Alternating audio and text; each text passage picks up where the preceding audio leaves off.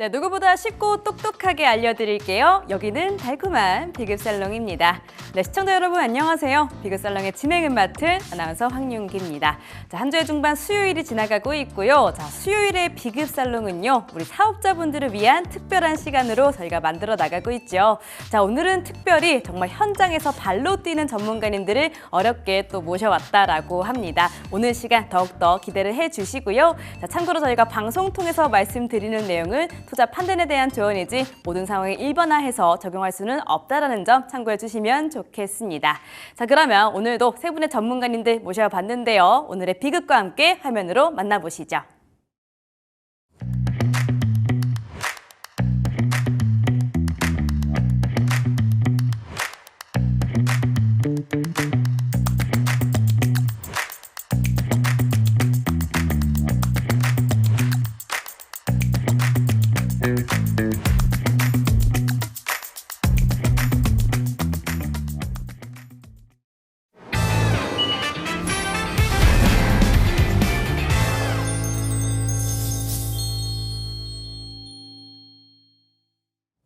네, 본격적으로 시작해 보도록 하겠습니다. 자, 오늘 이 시간에는 정말 경영에 일가견이 있는 세 분의 전문가님들 모셔봤습니다. 인사 나눠보도록 할게요. 전문가님들 안녕하세요. 저요 경례 성공. 와, 대박. 와, 진짜 어마어마한 기운이 느껴집니다. 성공을 위해서 달려가는 그 기운 오늘 또 받아가시기를 바라겠습니다. 자, 그러면 비급 출발해 보도록 할게요. 자, 오늘의 비급 어떤 거죠? 바로 경영 컨설팅 나와 있습니다. 자, 경영에 대해서 이 A부터 Z까지, 1부터 10까지, 100까지 알려주신다라고 하는데요. 자, 창업 저희가 이 주제로 말씀을 드리고 있죠. 창업이라는 단어가 이렇게 말로만 들었을 때는 참 멋있기만 하지만 실제로 저희가 했을 때는 그렇게 또 어려울 수가 없습니다. 자, 그래서 오늘 방송 또 창업을 위해서 또 준비를 잘 해봤고요. 크게 세 가지 축으로 준비를 해봤습니다. 첫 번째, 이 창업 전에 우리가 반드시 체크를 해보면 좋을 사항들. 그리고 두 번째, 이 창업 초기에 부딪히는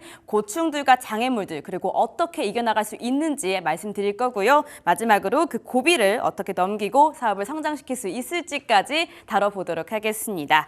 자, 그러면 본격적으로 시작해 보도록 할게요. 창업 전에 어떤 것부터 점검하면 좋을까요? 네, 기존에 이제 창업에 대해서 한번 다룬 적이 있는데요. 그때 이제 창업기업 법령에 대해서 좀 말씀을 드렸다고 하면은 이번에는 이제 경영 컨설팅 입장에서 이제 창업부터 이제 한번 좀 다뤄볼까 좀 합니다. 자, 창업이라 하면은 일반 소상공인의 창업과 제조업의 창업 동기는 상당히 좀 다른데요. 우리가 알고 있는 소상공인은 주변에서 이제 볼 수 있는 음식점, 뭐 매장, 마트, 뭐 이런 데를 볼 수가 있고요. 그리고 소상공인 같은 경우는요, 불특정 다수한테 판매를 한다는 점에서 유동인구가 많은 곳에 창업을 하는 게 좀 특징이기도 합니다. 자, 근데 반면 제조업의 경우는요, 소상공인의 창업 동기와는 상당히 좀 다른 부분이 있습니다. 자, 일단 제조업이다 보니 제조 시설과 공간에서 상당 부분을 좀 차지하기 때문에 임차 비용이 상당할 수 있고요. 그리고 제조 장비, 설비 등의 구매 등으로 인해서 초기에 대한 투자 비용이 상당하기도 합니다.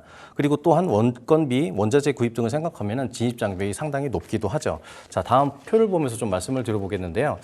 창업 시 고려해야 될 요소입니다. 당연하죠. 시장과 고객 분석이 당연한 겁니다. 창업 아이템이 진입할 수 있는 시장이 충분히 있는지 고민하시고 창업을 하셔야 될 거고요. 그리고 두 번째로 창업을 한 이후에 우리 회사의 사업 모델과 수익 구조 당연히 한번 생각해 봐야겠죠. 그리고 사업을 하시게 되면은 아까도 말씀드렸지만은 규모의 자금이 수반되다 보니까 자금 계획 및 실행 능력을 충분히 고민을 하셔야 됩니다. 자, 앞서 말씀드린 것들을 다음 표를 보시게 되면 좀 더 세밀하게 좀 말씀을 드려보면은요. 일단은 해당 산업에 대한 충분한 이해가 있어야 됩니다. 기관에서도 창업을 했다고 많은 대표님들한테 쉽게 자금을 내주지를 않습니다. 왜냐하면 충분한 경력이 있고 해당 경험에서 산전수전을 다 겪었을 때 어떻게 사업을, 예를 들어 가령 이런 거죠. 사업이 잘 될 때도 있고 안 될 때도 있는 거거든요. 그랬을 때 다양한 경험이 있다라고 하면은 산업이 자기가 운영하는 사업이 잘 안 됐을 때 어떻게 대처해 나가는지 이런 부분도 충분히 고민을 하기 때문에 해당 기관에서는 그 부분도 고려해서 보다 보니까 일단은 창업하시기 전에는 해당 산업에 대한 충분한 이해가 있는 상태에서 창업을 하시는 게 좋습니다. 그렇기 때문에 보통 해당 산업에서 5년에서 10년 이상 근무를 했을 경우 이때 창업을 한 경우가 보통이기도 합니다. 그리고 창업을 했다고 해서 무작정 되는 것은 아니죠. 소상공인도 그렇고 제조업도 그렇고 매출처를 확보를 하고 창업하는 것이 중요합니다. 앞서 말씀드린 소상공인 같은 경우는 유동성이 맞는 그런 곳에서 창업하시는 것이 좋고, 그리고 또 이제 제조업 같은 경우는 규모의 자금이 수반되다 보니까는 매출처를 확보를 하고 창업을 하시는 것이 굉장히 중요합니다. 그리고 처음에 창업을 했을 때 신용관리와 자금 조달 능력은 연관되어 있는데요. 특히 이제 개인 사업자 같은 경우는 창업할 때 기업의 등급이 없다 보니까 개인 대표자의 신용 등급을 기업 대표의 그 기업의 등급으로 가름을 하게 됩니다. 그렇기 때문에 창업하시기 전에 가급적이면 상금융이라든지 뭐 론이라든지 대출이라든지 이런 것들은 관리해서 좀 받으시는 게 좋고요. 이렇게 신용 상태가 좋은 상태여야지만은 자금 조달이 원활할 수가 있습니다. 그리고 아무래도 기존에는 사업이 아닌 종사자로서 근무를 하시다가 이제는 경영에 대해서 뛰어드시다 보니까는 경영에 대한 기초 지식이 분명히 있어야 되고 공부를 이제 좀 하셔야 됩니다. 뭐 유튜브나 이런 데 보시게 되면은 경영에 대해서 짧게 클립으로 나와 있는 것들 많으니 짬짬이 틈날 때마다 그런 것들 보시는 것도 많은 도움이 될 것 같습니다. 자, 그리고 많은 대표님들이 정부 지원 정책에 대한 사전 조사를 하지를 않으세요. 되게 안타깝습니다. 방법을 조금 말씀드리면요. 대표님들께서 이제 궁금해하시는 것들을 포털 검색에서 그냥 키워드로 그냥 검색하시면 됩니다. 그러면 관련 키워드를 통해서 대표님이 알고자 하는 그런 내용에 대해서 사이트들이 충분히 검색이 되고요. 요새 챗 GPT들 많이 쓰시고들 계십니다. 거기에서 물어보면 너무 자세하게 알려주고 링크까지도 좀 보내주다 보니까는 그런 부분들 잘 활용하시면 좋을 것 같습니다. 자, 그리고 지식재산권이죠. 내가 만약에 어떤 사업을 함에 있어서 어떤 기술력이 있다. 그랬을 경우에는 창업을 했을 때 아까 자금 조달이 많이 중요하다고 말씀을 드렸잖아요.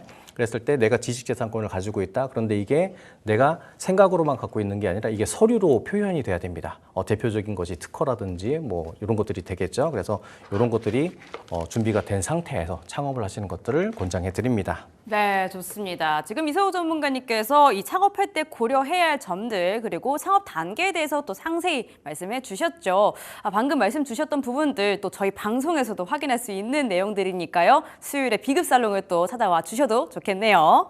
자, 그러면요. 지민기 전문가님 듣다 보니까 좀 이런 질문이 또 생각이 나는데 대표님들이 보통 어떠한 이유에서 창업을 좀 시작하게 될까요?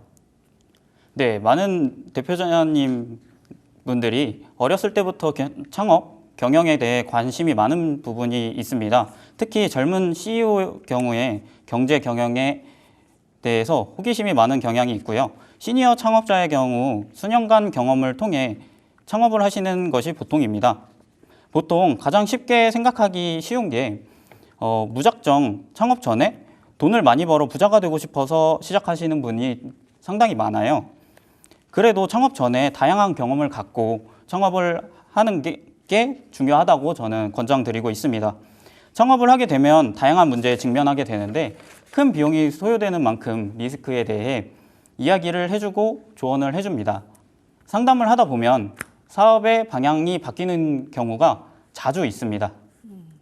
네, 근데 저는 참 젊은데도 사업에 뛰어드시는 분들이 대단한 것 같아요. 알겠습니다. 자, 그러면요. 혹시 직접적으로 컨설팅한 기업들이 성과가 났던 사례들이 좀 있을까요? 네, 모든 기업이 잘 되지는 않습니다. 대부분 기대치만큼은 아니지만 그래도 나름의 성과를 향해 한 발짝씩 나아가는 느낌으로 성장해가는 모습을 보면서 뿌듯하곤 합니다. 나름 조력자가 됐다는 우쭐함, 만족감을 갖고 있습니다. 앞으로 더 이 느낌을 갖기 위해 앞으로 더 노력하겠습니다. 일단 창업을 하고 나서 많은 대표님들끼리 열심히 하시는데 매출이 잘 발생이 안 된다고 토로하시는 분들이 많이 있거든요. 저는 그럴 때마다 이야기를 많이 해드리곤 합니다. 창업 초기에 필요한 건 내가 만드는 걸 누가 왜 필요한지 그거를 알아야 된다. 그와 동시에 기업의 대표자로서 기업의 방향성을 갖고 전진해야 한다라고 많이 이야기합니다. 결국 매출과 소득을 목표로 하지만 기업의 운영도 어찌 보면 하나의 자아성찰의 과정이거든요. 기업의 비전과 목표 많이 들어보셨죠? 그게 확실해야 합니다. 요새 젊은 CEO 스타트업 대표에게 질문한 적이 있어요. 인생의 가장 중요한 가치 3가지만 뽑자고 하면 뭐야? 라고요. 근데 첫째도 돈, 둘째도 돈, 셋째도 돈, 돈이라고 많이들 얘기하십니다. 그분한테 진심 어린 조언을 했습니다. 가면 갈수록, 하면 할수록 뭔가 허전할 수 있다. 좀 더 의미 있고 가치 있게 기업을 운영하셔야 합니다. 라는 조언을 많이 합니다. 창업을 앞둔 청년 예비 창업자분들도 많이 소통을 하는데요. 그래서 특히 청년 창업을 앞두고 있는 분들에게 중요한 가치 3가지만 뽑자면 이라는 질문을 자주 합니다. 다양한 답변을 많이 듣는데요. 그 중에서 기억에 남는 답변이 하나 있습니다. 사람, 시간, 경험이라고 한 청년인데요. 제가 의아해서 한번 여쭤봤습니다. 왜 그렇게 생각하냐? 그랬더니 모든 기회는 사람으로부터 나오고 경험과 경험이 쌓이면 상상할 수 없는 부가가치가 생기더라. 그런 걸 벌써 느끼셨냐? 이렇게 얘기도 했었고, 시간은 누구에게나 공평하게 흐른다. 그래서 시간을 소중하게 생각해야 된다라고 말씀을 하시더라고요. 그 부분에 있어서 저도 많이 배워가는 하루였던 것 같습니다. 네, 그러니까 이제 사업도 결국에는 내가 이 사업을 하는 의미가 좀 중요하다, 이렇게 좀 받아들여지고요. 사람, 시간, 경험이라고 말씀해 주셨는데 이런 부분들은 사업하시는 분들 말고도 모든 분들께도 적용이 되는 말이 아닐까 싶습니다. 자, 그러면 최근에 사업 컨설팅을 했던 업체들에 대한 이야기 조금 더 구체적으로 들어보도록 할게요. 어떤 업종을 창업하셨고 회사를 좀 어떻게 운영했는지 실제 사례들 좀 들어보고 싶은데요. 어떠신가요? 말씀해 주시죠. 네. 가장 최근에 있었던 컨설팅 업체는 제가 전공 분야가 산업경영공학 분야다 보니 이쪽 계통에서 주로 활동을 하는데요.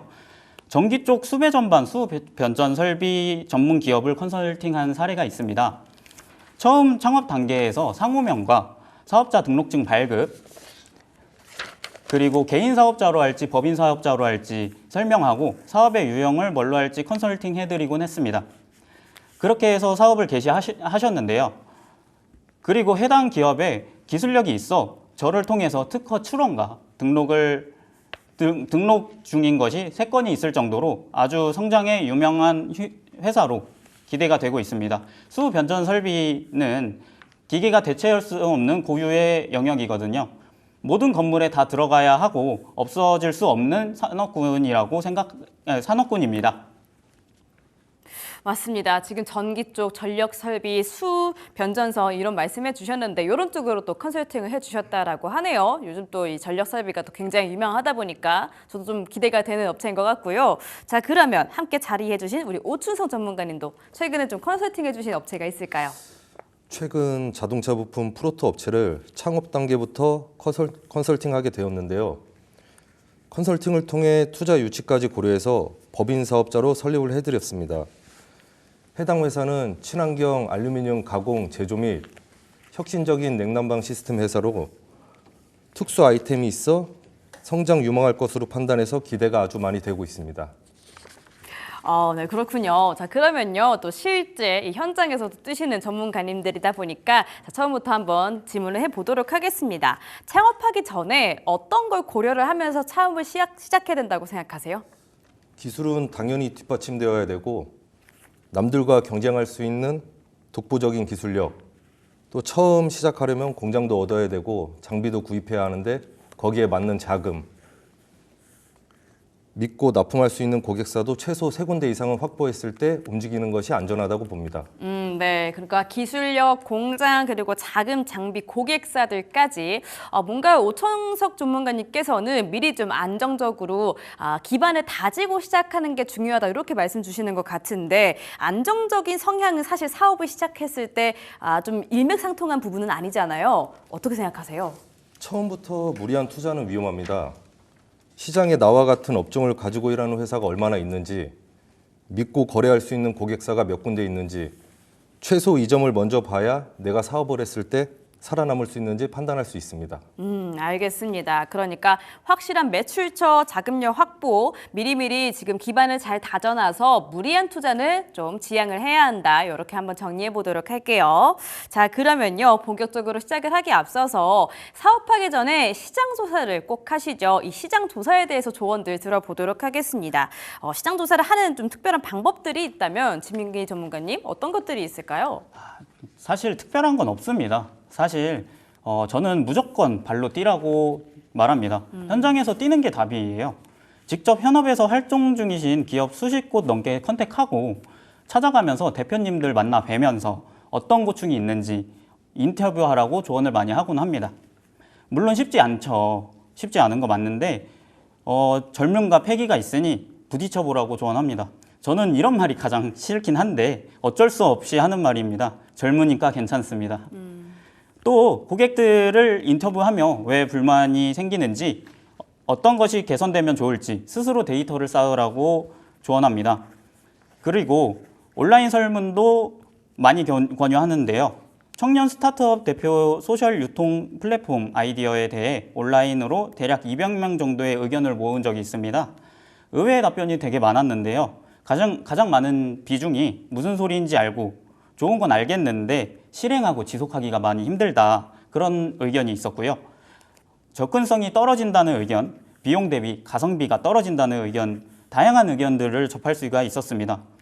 이런 의견을 통해 시장 조사를 통해 사업의 방향성을 결정하는 것이 가장 중요합니다. 네, 그러니까 결론적으로는 직접 발로 뛰어야 한다. 내가 직접 이 투입이 되어야 한다. 이렇게 말씀 주셨고요. 먼저 그 길을 가신 뭐 선배님들, 대표님들, 그리고 내가 타겟팅하는 고객님들까지 의견을 직접 취업하려는 그 자세가 또 굉장히 중요할 듯 싶습니다. 자, 그러면 이서우 전문가님 뭔가 또 상세적으로, 이론적으로 말씀해 주실 것 같은데 어떤 방식으로 또 시장 조사해야 하나요? 일단은 지민기 전문가님께서 말씀하셨듯이 현장에서 뛰는 게 사실은 답이기도 해요. 그러니까는 숫자로 보는 것과 현장에서 체감하는 것은 상당히 다르기 때문에 일단은 현장에서 발로 뛰는 것이 중요합니다. 그리고 부수적으로 통계청 자료를 인용하거나 통계청 자료를 보고서 판단을 하기도 합니다. 내가 하고자 하는 산업이 지금 상향 산업인지 하향 산업인지, 그리고 해당 산업에서 매출액의 규모는 어떤지, 영업이익의 규모는 어떤지, 이런 것들을 통계청 자료를 인용해서 판단을 하고서 시장 조사를 하게 되고요. 자, 두 번째는 이것도 쉽게 할 수 있는 부분인데요. 우리 많은 대표님들 창업하시기 전에 신용보증기금, 기술보증기금, 중진공 많이 가실 거예요. 그런데 그런 데 가시게 되면은 딱 팝업창에 이렇게 뜨기도 합니다. 딱딱 어떤 직군, 특정 업종 또는 어떤 산업 분류 코드 같은 경우는 우대함 이렇게 써 있습니다. 자, 그렇게 나와 있는 이유는 뭐냐면은 그 성장 유망 업종이라고 각종 기관에서는 어떤 특정 직군을 우대하기도 하거든요.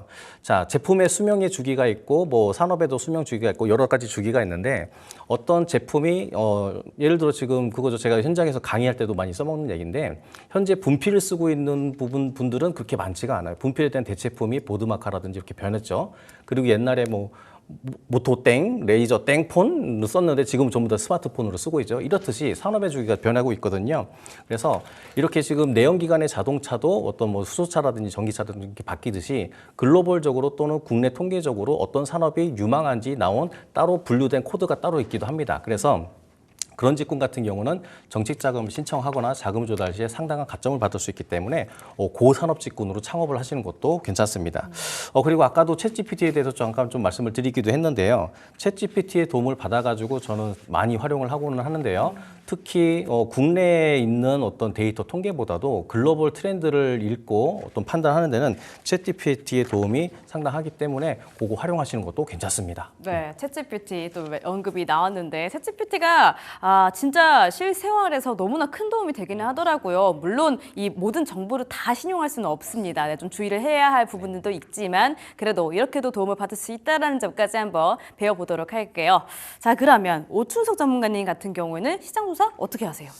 저는 주로 한계통에 오랫동안 근무하시던 분들을 컨설팅을 주로 하고 있습니다. 그러한 대표님들의 특징은 자연스럽게 시장을 미리 파악할 수 있다는 게 특징입니다. 그렇기 때문에 많은 대표님들이 20대 때 처음 직장에서 알게 된 고객사분들이 지금은 대부분 담당자 위치에 계십니다. 한 계통에 계시다 사업하시는 분들은 인간관계도 매우 중요하다고 봅니다. 맞아요. 자, 사업할 때는 사람이 정말 중요한 것 같습니다. 그래서 우리 대표님들께서 인맥 관리를 굉장히 열심히 하시는데 이런 부분들에서도 저희가 좀 들을 수 있는 조언들이 있을까요? 거래처 관리든 인간관계든 신용이 가장 중요하다고 봅니다. 그래서 사소한 약속도 최대한 지키려 노력하라 자문하고 있습니다. 맞습니다. 자, 이렇게 전문가님들께 시장 조사에 대한 이야기들 쭉 들어봤고요. 자, 근데 시장 조사를 굉장히 잘했어요. 잘했는데도 불구하고 이게 성공의 여부를 결정짓는 건 또 아니지 않습니까? 네, 맞습니다. 네. 시장 조사를 아무리 잘한다고 한들, 완벽하게 준비를 한다고 한들 모든 건 계획될 수가 없습니다. 타이슨의 말을 인용을 좀 하고 싶은데 방송이다 보니 좀 넘어가도록 하겠습니다. 아쉽네요. 자, 확답할 수 없죠. 그리고 또 이제 현재 소상공인을 포함한 중소기업 폐업률을 보게 되면은 현재 경기가 얼마나 심각한지 크게 체감을 하고 마음 한켠이 상당히 좀 무거워지기도 합니다. 아무리 좋은 계획을 세우고 시장 조사를 마쳤다 하더라도 그 상황에 따라 잘못될 수가 있는 것이거든요. 자, 그래서 다음 그 화면 자료를 좀 보시게 되면은 중소기업 폐업률에 대해서 최근 기사를 좀 발췌를 좀 해봤습니다. 최근에 좀 안 좋은 사태 여파로 인해서 경제 심리가 얼어붙고 자금 조달 시장이 경색된 가운데 환율까지 급등한 만큼 이들의 어려움은 올해도 지속될 수 있다는 전망이 나온다라고 합니다. 지역 신보 대입 변제 40% 급증이라고 했는데요. 이 부분에 대해서 조금 좀 설명을 해드리면 지역 신보죠. 그냥 신용을 담보로 해서 대신에 이제 보증서를 이제 발급해주는 기관인데 이 기관에서 대위 변제를 했다라는 거예요. 이게 무슨 얘기냐면은 기업에서 어떤 부실이 생겼는데 채무를 상환하지 못했기 때문에 지역 신용 보증에서 대신 갚아줬다라는 그런 이야기입니다. 그런데 그게 전년도보다 40% 급증했다라는 거는 현재 경기가 어떤지 보여주고 있는 부분이기도 합니다. 그래서 19일 국무정무위원회 소속 더불어민주당에 있는 의원을 통해서 이제 일부를 인용을 좀 하자면 일반 보증 대입 변제액은 2조 3,900억 수준으로 순증하게 됐는데요. 전년도 같은 경우는 1조 7천억 원인 것에 비해서 올해 같은 경우는 2조 3천억 원으로 전년도보다 40% 정도 늘어난 역대 최고의 규모라고도 합니다. 자, 그래서 다음 표도 좀 보실 필요가 있습니다. 이게 이제 경영 상황이 좀 안 좋아져 가지고 폐업률이 높아지기도 했는데요. 그리고 이제 좀 이 부분을 좀 기업 등급에 대해서 조금 말씀을 드리고 싶으면 코로나 이슈 같이 대외 무역 분쟁의 경우 사업을 하다 보면 뜻하지 않게 위험하게 될 수 있다라는 표시가 있습니다. 자, 기업 등급에 대해서 해설을 잘 많이 못 들어보셨을 거예요. 우리 회사가 재무제표 그리고 뭐 인증 이런 것들로만 인해서 평가를 받는 게 아니라 기업 등급에는 숨은 뜻이 있습니다. 자, 기업 등급의 해설을 보시게 되면은 자, BB 등급, BBB 등급 그리고 A 등급 이렇게 나와 있는데요. A 등급이라 하면 어떻게 뭐 기업이 상당히 되게 좋아 보이는 거죠. 자, 그렇지만 이 A 등급의 해설을 보게 되면은 채무 상환 능력이 우량 하나 상위 등급에 비해 여기서부터가 중요한 얘기입니다. 경기 침체 및 환경 변화에 영향을 받기 쉬움 이렇게 나와 있다라는 거죠. 자, 그래서 B등급 같은 경우는 현재 채무 불이행의 위험은 없으나 환경 변수에 의해서 채무 불이행의 위험이 생길 수 있음. 이렇듯 정책기관이나 금융기관에서는 기업의 컨디션도 보지만은 환경 변수도 함께 보기도 합니다. 그렇기 때문에 시장 조사도 충분히 해야겠지만 환경 변수도 있다라는 것을 고려를 하셔야 될 것 같습니다. 그리고 추가로 한 말씀 좀 드리고자 하면은 시장 조사를 하고 창업을 했다란 말이에요. 자, 그런데 출구 전략도 함께 고려하실 필요가 있습니다. 왜냐하면 내가 사업을 운영을 하고서 언젠가는 이제 은퇴를 해야 된단 말이에요. 자, 그랬을 때 은퇴하는 시점에 부채가 존재하거나 그리고 이제 철거 비용이 과도할 경우에는 폐업을 못하는 경우도 있기 때문에 이 부분도 함께 고려하셔야 될 부분이고요. 그리고 이제 창업을 하시다 보면은 해당 산업에 최소한 아까 말씀드린 부분과 좀 일맥상통한 부분이죠. 5년치 이상의 경험을 쌓아라는 부분입니다. 자, 기관에서는 10년 이상의 경력을 우대하고 있습니다. 자, 그리고 이건 정말 제 개인적인 사견입니다만 사업을 하면서 운이 어느 정도 있다라는 것은 제가 이제 많은 컨설팅을 통해서 어느 정도 있다라는 것이 좀 안타깝기도 한데 어쨌든 운이 좀 어느 정도 반영되는 것도 같습니다.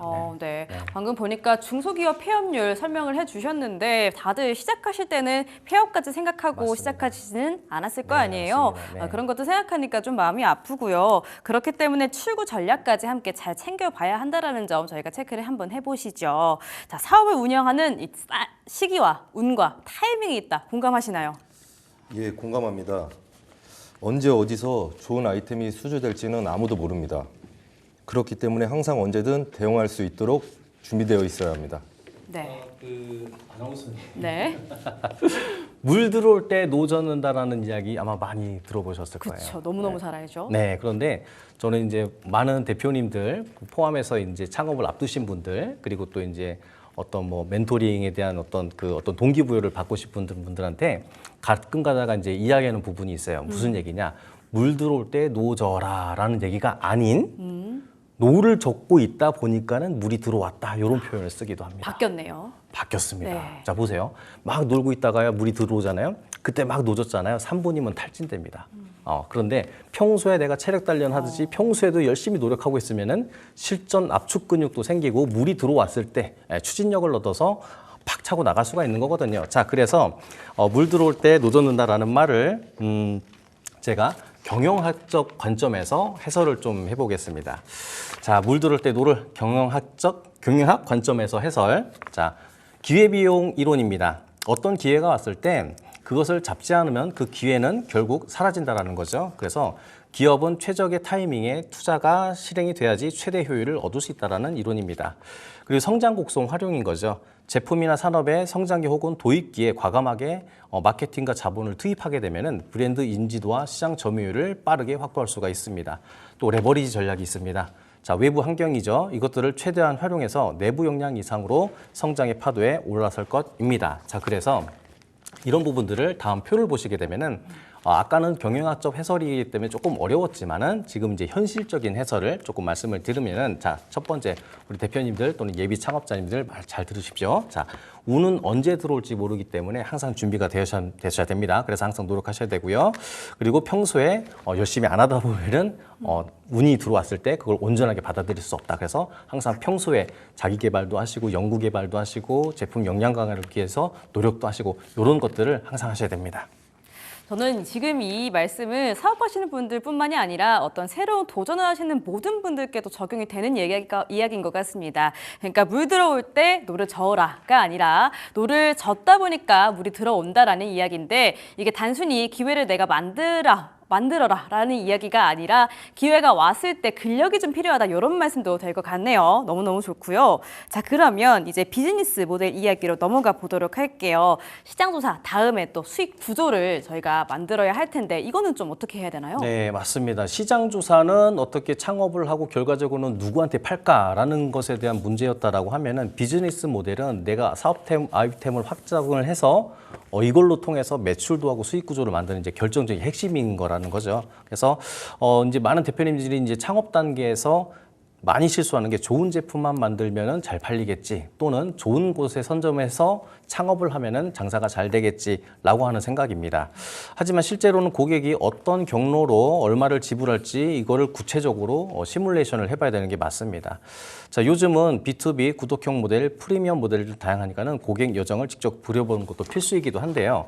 최근에 우리가 이제 제조업 같은 경우는 생산하고 판매 이런 루트였죠 보통이. 그리고 이제 일반 소상공인 같은 경우는 서비스를 제공하고 수익을 얻고 이런 단계였다라고 하면은 최근에 다음 표를 보시게 되면은 2024년도와 25년도에 비즈니스 모델에 대한 트렌드를 갖다가 좀 정리를 좀 해봤습니다. 저도 요거 보면서 정말 이렇게 내 주변의 모든 것들이 많이 바뀌었네라고 좀 생각이 들었거든요. 자, 키워드부터 설명을 좀 드려볼 거예요. 구독 경제. 많이 들어보셨을 겁니다. 맞아요. 구독 경제.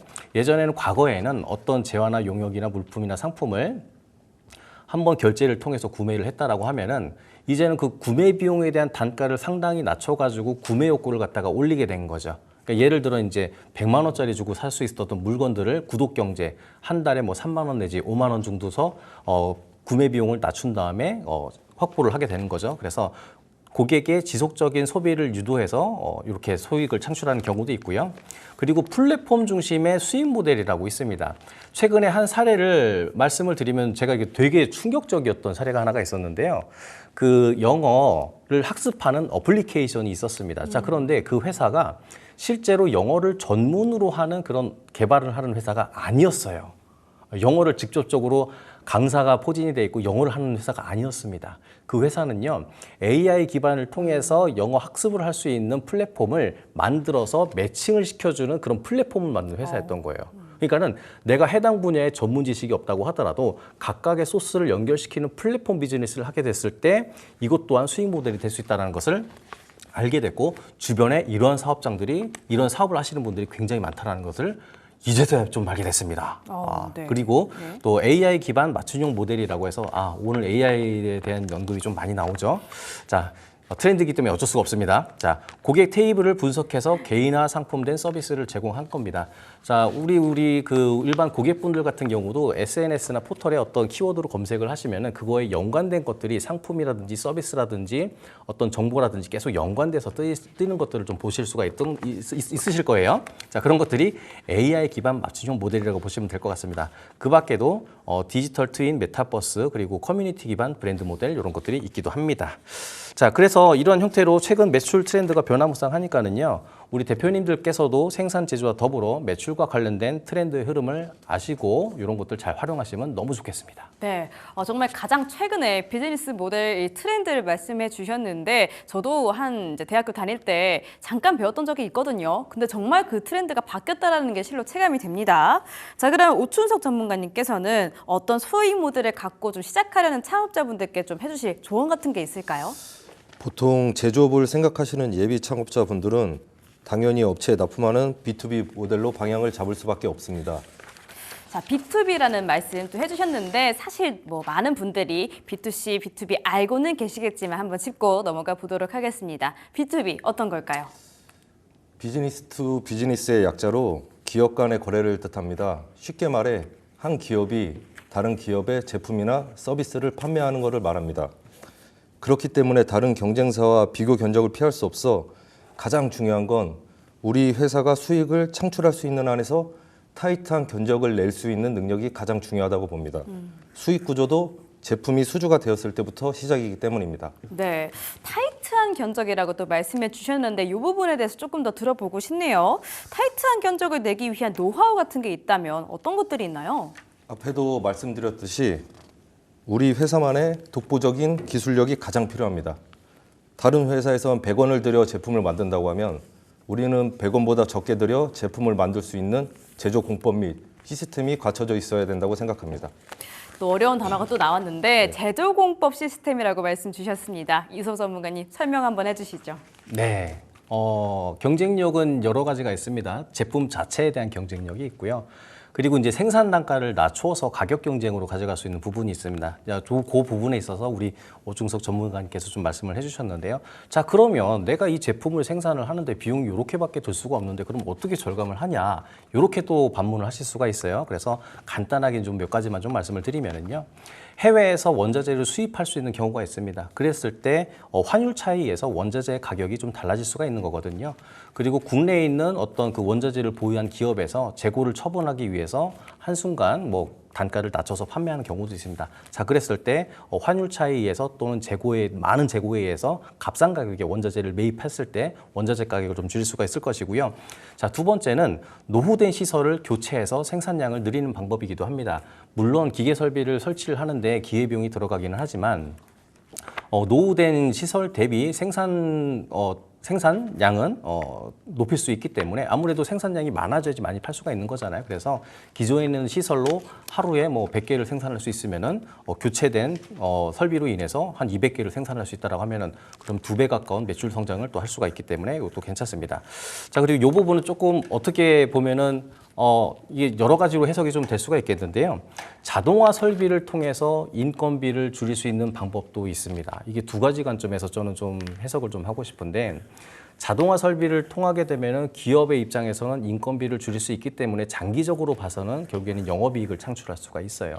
그런데 이제 어두운 면이 조금 있기도 하죠. 뭐냐면은 우리 사람이 해야 될 일들을 기계 인력이 이제 대체를 하다 보니까는 이 고용 창출에 대한 문제가 또 생길 수가 있다 보니 이 부분은 참 나라에서도 밸런스 있게끔 균형 있게 발전할 수 있게끔 하는 제도가 좀 필요할 것 같습니다. 네, 그러니까 결론적으로 이야기를 쭉 들어봤을 때 가격 경쟁력을 좀 높여야 한다 이런 말씀인 것 같아요. 알겠습니다. 자, 그러면요. 자, 이렇게 창업에 대해서 쭉 이야기를 들어봤는데 이 부분을 또 저희가 안 짚은 것 같아요. 이 법적인 절차 그리고 자금 문제 굉장히 다들 어려워하시는 부분이라고 생각이 듭니다. 자, 이성 전문가님, 네. 창업자분들께서 놓치기 쉬울 만한 이 법적 절차 같은 것들 어떤 부분들인가요? 일단은 사업을 하시게 되면은 이제 기존에 겪어보지 않으셨던 것 중에 하나가 계약서와 관련된 문제입니다.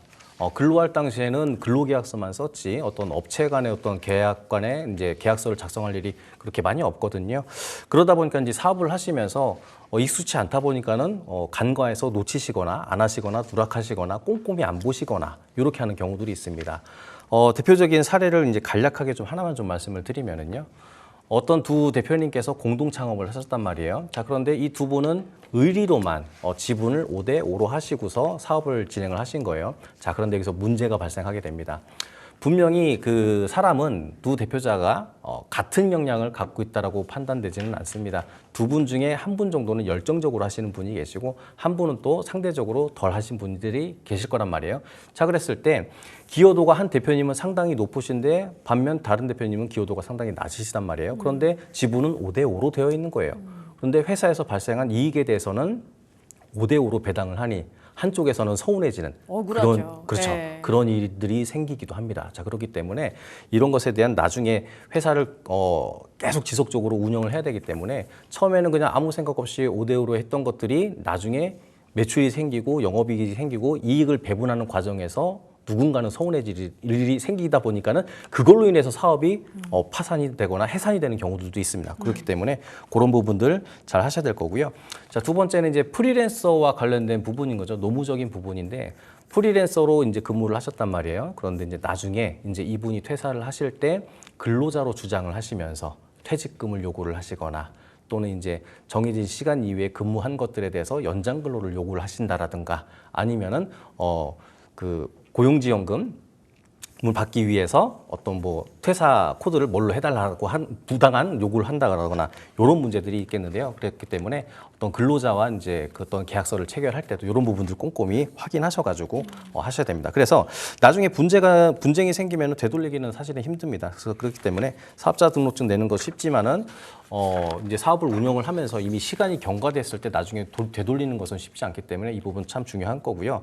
그리고 그 특허를 등록하시고 사업하시는 것들을 좀 이번 방송에서 좀 잘 언급을 좀 말씀을 좀 전달을 해드리고 싶은데 제가 작년에 이제 컨설팅을 진행하는 이제 업체 대표님이 계셨어요. 이제 인천 쪽에 있는 많은 이제 그 면이죠. 면 중국집 이쪽에 이제 면을 납품하시는 대표님이셨는데 그냥 별다른 생각 없이 이제 상표를 만드시고 그 상표를 이제 제품에다가 이제 표기를 하시고서 이제 판매를 하셨단 말이에요. 자, 그런데 어떤 타 기업으로부터 내용 증명을 받게 됐습니다. 우리 회사의 상표를 도용했으니 당장 물건을 내려라. 어머나. 그렇죠. 근데 우리 그 대표님께서는 그것을 사전에 전혀 인지를 못 하셨어요.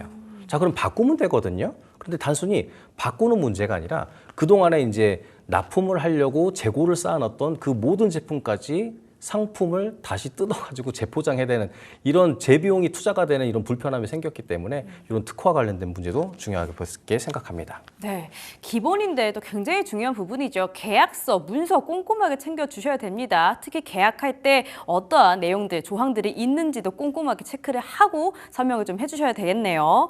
자, 좋은데요. 자, 그러면요. 오춘석 대표님께서는 계약서 관련해서 혹시 에피소드가 있으세요? 많은 대표님들이 초기에 이걸 관가해서 손해 많이 보는 경우가 있습니다. 지금 현재 제조업 시스템이 대기업 또는 중견 기업과 거래하지 않는 이상 계약서를 쓰지 않고 또는 계약서를 작성하더라도 계약금만 받고 결제 대금을 못 받는 경우가 허다합니다. 주변 여러 대표님들이 이런 문제 때문에 정신적으로 시간적으로 고통받으면서 법원만 4번을 갔다 온 적도 있고요. 법적 민사로도 도움을 드려봤지만 결국 회수는 안 됐습니다. 결제 대금을 아예 못 받았다는 말씀이신 건가요? 네. 이런 사례들도 있네요. 자, 그리고요. 제조업 하면요. 필요한 자금들이 또 상당히 많을 걸로 생각이 됩니다. 뭐 인건비, 원자재비, 생산 비용 같은 게 굉장히 많이 들어가는 게 또 제조업일 것 같은데 적지 않을 것 같아요. 지금 이 방송을 보고 계신 중소기업 사장님들은 앞전에 말씀드린 결제 대금을 받지 못하는 거에 대해 충분히 공감하실 겁니다. 그래서 계약할 때 고객사 정보부터 확인하는 습관을 가지라 권유하는 편입니다. 알겠습니다. 자, 그럼 지민기 전문가님도 혹시 계약서 관련해서 에피소드도 따로 있을까요? 최근 관리하고 있었던 법인 회사였었는데요. 최근 근로계약 관련된 문제가 있었습니다. 저도 남 밑에서 일도 많이 해봤지만 그 사장님께서 잘해주시면 저도 고마워서 더 잘 해드리곤 했습니다. 처음에 대표님께서 근로자가 근무를 하다 10분, 20분 늦게 퇴근한 것도 전부 다 1.5배 가산을 해서 처리해주곤 하셨다고 합니다. 근데 나중에는 요구가 점점 커진다고 하시더라고요. 4분, 2분, 8분, 1분 뭐 이렇게 늦게 퇴근한 것까지 박박 긁어서 2시간을 채워왔다고 하더라고요. 그렇게 해서 3만 원을 더 내놓으라는 요구를 받았다고 하고요. 어떻게 대응하냐는 질문을 받았을 때 그냥 실제 근무한 거면 모두 드리라고 답변을 드리기도 했습니다. 근데 대표님께서 말씀하시길 아니 퇴근하기 전에 화장실을 가거나 짐을 챙기거나 흡연 등을 하게 되면 1분에서 5분 정도 늦게 퇴근할 수 있는 거 아니냐. 그렇죠. 그렇게 하소연을 하시는데 노사관계에서 분쟁이 발생하게 되면 사업주가 불리한 게 사실입니다. 사실이라 어쩔 수 없다고 이렇게 답변을 하는데 그런데 정작 자기가 지각한 거는 차감하지 않고 업무 시간에 휴대폰 게임도 한다는 등 이런 말씀을 하시는데 대표님께서는 그런 것까지 신경을 쓰면 스트레스만 받는다. 이렇게 조언을 드리고 사업에 집중하는 게 정신 건강에 좋다라고 조언을 하는 편입니다. 네, 그래서 거래처와의 계약도 문제지만 근로자와의 계약도 상당히 좀 이슈가 좀 많거든요. 그래서 요거는 인사노무 특집으로 한번 제가 찾아뵙도록 하겠습니다. 네, 이 부분은 진짜 따로 좀 특집을 또 만들어 주시면 좋겠네요. 워낙 해주실 얘기가 많을 것 같습니다.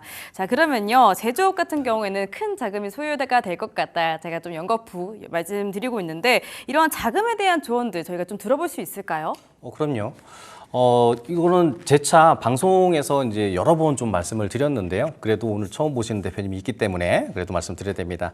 자금 조달을 위해서는 신용 점수 관리가 필수입니다. 어저께 지방 출장을 가면서 꼭 그 대표님께서 이제 저를 만나고 싶다고 하셔서 부산에 오전에 갔다가 거제에 갔다가 저녁 8시에 대구에서 만난 이제 미팅한 대표님인데요. 사업 아이템이 너무 좋은 거예요. 국내에 그런 제품이 없었고 그리스에서 어떤 개발된 제품을 국내에 독점을 유통할 수 있는 그런 권한을 가지신 대표님이셨는데 그 대표님이 이제 사업을 확장하는 과정 중에서 이제 자금이 필요한 거죠. 사업이 이제 잘 되려고 하면 제품 생산을 늘리려고 하면은 마케팅을 하려면 그럼 자금이 필요하기 때문에 항상 그 부분이 고민이셨다가 이제 저랑 이제 미팅을 좀 하시게 된 거죠. 자, 그랬는데 뭐 매출 실적도 뭐 그럭저럭 좀 괜찮았고 사업 아이디어도 괜찮았고 그리고 그 제품이 나노와 관련된 기술이라서 신성장 유망 업종에 분류되는 그런 산업이기도 해가지고 환경은 너무 좋았던 거예요. 그런데 아쉽게도 기업과 관련된 정보를 갖다가 제가 열람을 하고서 대표님이나 현장에서 상담하다 보니 연체와 관련된 기록들이 발견이 됐습니다. 연체요? 네.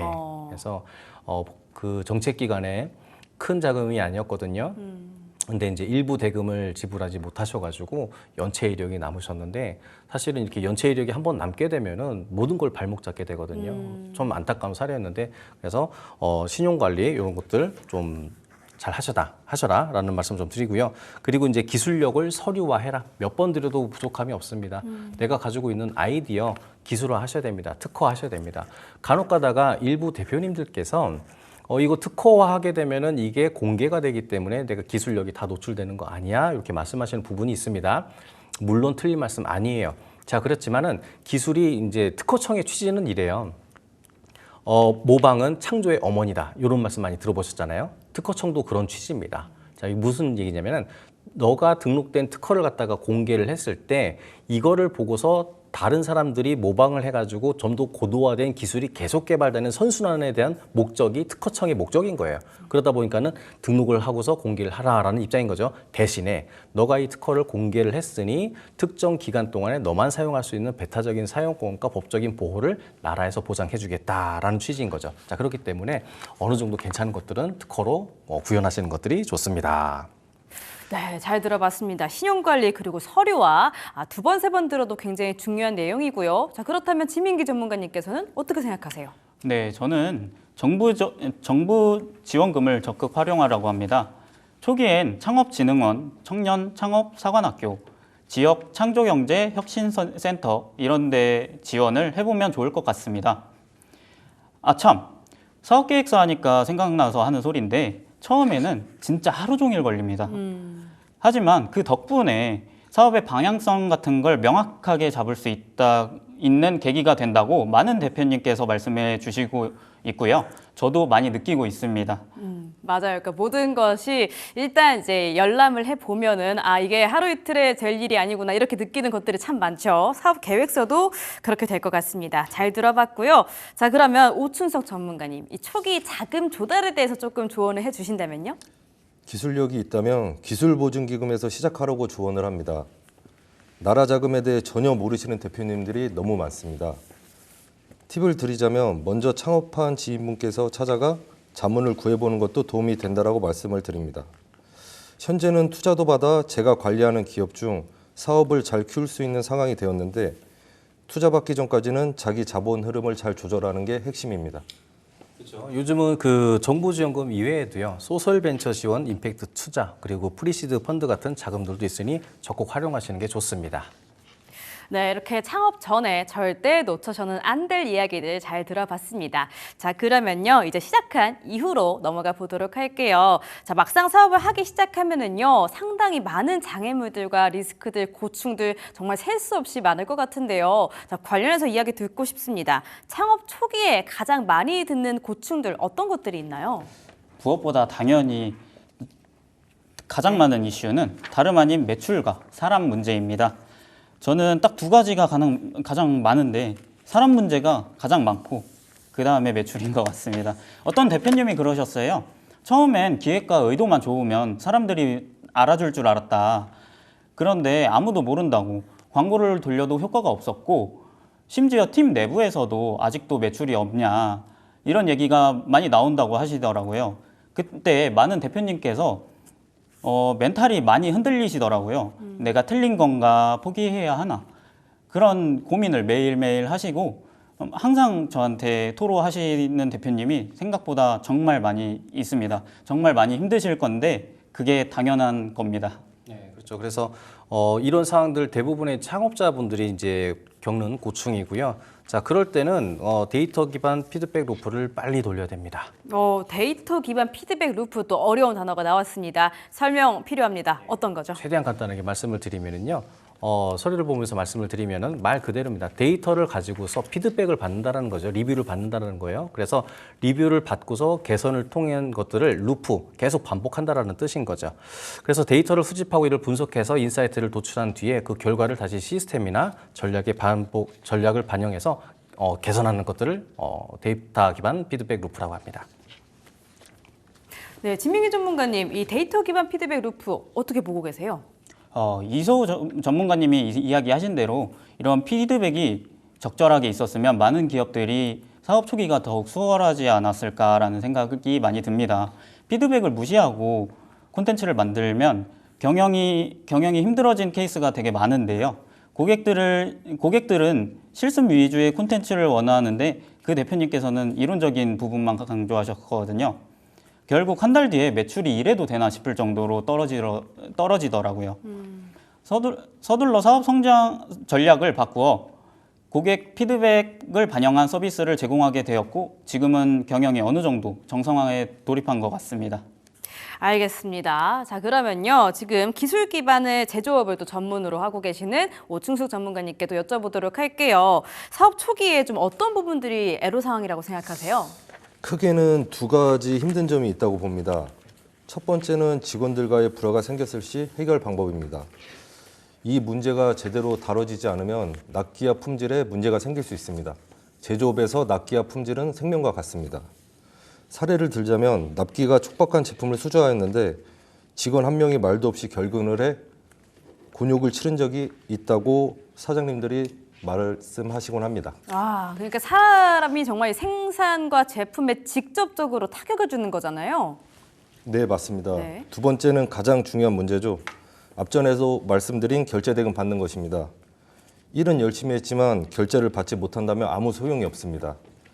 시스템 자체가 일을 먼저 시작해야 되는 상황이다 보니 현 중소기업 제조업 시점에 가장 큰 문제인 것 같습니다. 네. 자, 그러면 보통 대표님들이 그런 상황에서는 대처를 좀 어떻게 하세요? 대부분의 대표님들이 그렇습니다. 제때 못 받는 대금이 있는데 계속 거래를 해야 하다 보니 법적으로 조치도 못하는 경우가 많습니다. 그래서 미수라고 하죠. 못 받은 돈을 깔아놓고 사업하시는 대표님들이 너무 많습니다. 나라에서는 미수금을 먼저 대금 결제 받게 해주는 자금도 있다고 들었는데 실제로 현장에선 어떻게 신청하고 하는지는 누구도 잘 알려주지 않습니다. 네, 미수금 너무너무 안타깝습니다. 자, 그러면요, 이서우 전문가님, 이 사업 초기 스타트 기업 중에 좀 어떤 어려움들이 있었고 극복을 좀 어떻게 하는지 말씀 좀 해주실 수 있을까요?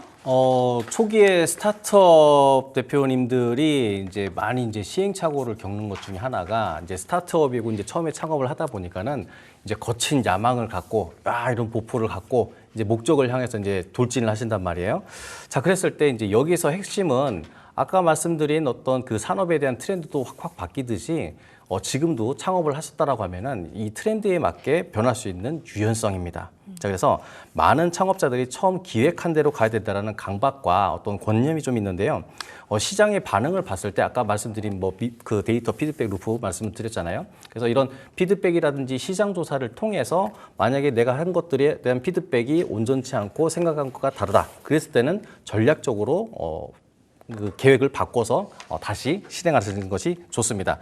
그래서 스타트업의 최대 강점은 민첩함인 거죠. 그렇기 때문에 대기업처럼 굴 게 아니라 시장 환경 변화에 따라서 움직이는 것을 권장합니다. 네, 이렇게 사업 성공에 대해서 정말 여러 가지 이야기 들어봤습니다. 경영 컨설팅, 정말 단어만 들었을 때는 이렇게까지 많은 이야기들이 있을까 싶었는데 정말 힘들고도 어려운 길인 것 같습니다. 자, 참고로 저희가 방송 통해서 말씀드리는 내용은요, 투자 판단에 대한 조언이지 모든 상황에 일반화해서 적용할 수는 없다라는 점 말씀드려보고요. 자, 지금 배운 내용들 화면으로 정리해 보겠습니다.